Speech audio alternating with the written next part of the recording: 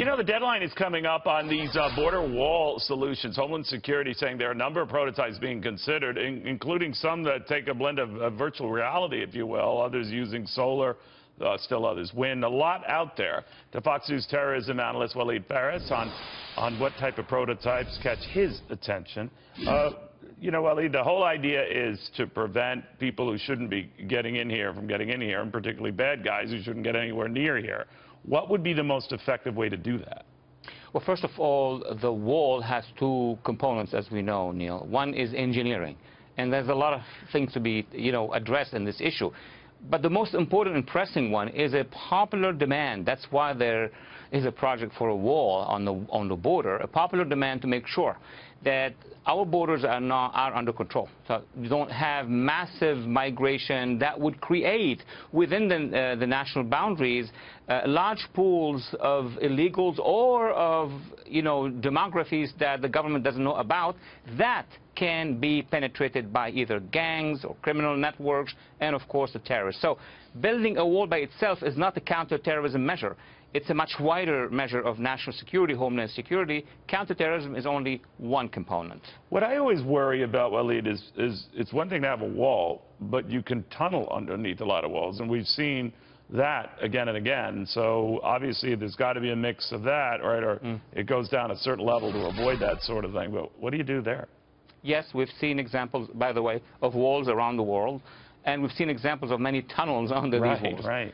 But 80% of what we see right now with our cameras and satellite and on TV of mass migration through the Rio Grande or through other parts of the United States is what would need to stop by a wall. Now, there will be still 20%, which is very large in terms of decided, organized networks that will try to create those passages, including tunnels, because there will be other ways as well.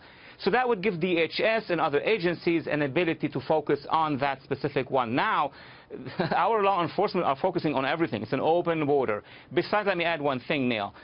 We need, in addition to the wall, to have a better cooperation with the other side, with the government on the other side that has a lot of problems in the provinces across from that wall. But that's chapter 2, once we have the wall. Yeah, once we have it. There's always a lot of criticism of walls and the message they send, and I understand that and all. We do know that Israel, when it worked on a wall, obviously incursion by Palestinian terrorists and the like, went way, way, way down. Presumably, the number of people trying to get into this country illegally, to say nothing of those who wish us ill, would go way, way, way, way down. But then there's the cost of this. At first, Mexico was going to pay for it. How would that be done? Or we'll get to those details later.